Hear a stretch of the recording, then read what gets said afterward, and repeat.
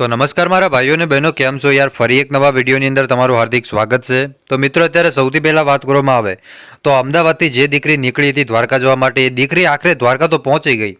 પણ સાહેબ, તમે એ પણ જોયું છે કે જ્યારે દીકરી દ્વારકાની અંદર પહોંચી ત્યારે દ્વારકાધીશના મંદિરે દીકરીને લઈ ગયા, ત્યાર પછી દ્વારકાધીશના દર્શન કરાયા અને ત્યાર પછી સાહેબ એ દીકરીને સન્માન પણ આપ્યું અને એની સાથે સાથે માતાજી અને દ્વારકાધીશને પ્રાર્થના કરી કે એમને ભગવાન ખૂબ આગળ વધારે. એ જ પ્રાર્થના કરી, કેમ કે તમને ખબર હશે આ દીકરી જ્યારથી અમદાવાદથી નીકળી હતી ત્યારથી લઈને અત્યાર સુધી એ દીકરીને લાખો રૂપિયાના ફોન આપ્યા, લાખો લોકો એમને ગિફ્ટો આપી, જેટલી બને એટલી સહાય કરી, લોકોના દિલમાં વાસ કર્યો અને લોકોએ પણ સાહેબ એને પોતાની દીકરી સમજી અને સાહેબ દિલ ખોલી અને દીકરીને સપોર્ટ કર્યો. અને આજે એ દીકરી સાહેબ ક્યાંય ઘરમાં બેસતી અને એ જગ્યાએ સાહેબ એ દીકરીને મોટા મોટા બંગલાની અંદર બેસવા માંડી. તમે વિચારો સાહેબ, કહે છે ને સમયે બળવાન હોય, પણ દીકરીનો સમય નથી આવ્યો ભાઈ. પણ દ્વારકાધીશે સાહેબ એને બોલાવી એટલા માટે આ દીકરી ત્યાં ગઈ.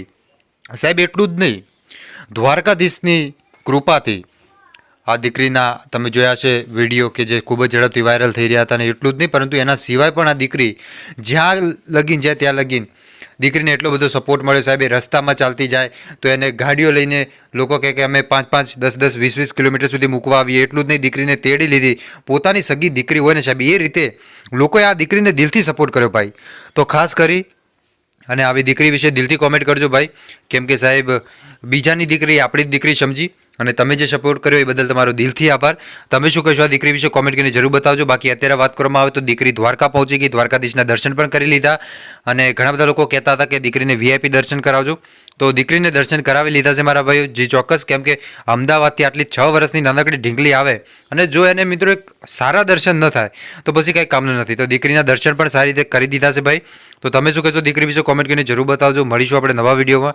ત્યાં સુધી બધાને જય માતાજી, જય દ્વારકાધીશ. આગળ પણ આવવાનો સપોર્ટ કરતા રહેજો. ધન્યવાદ.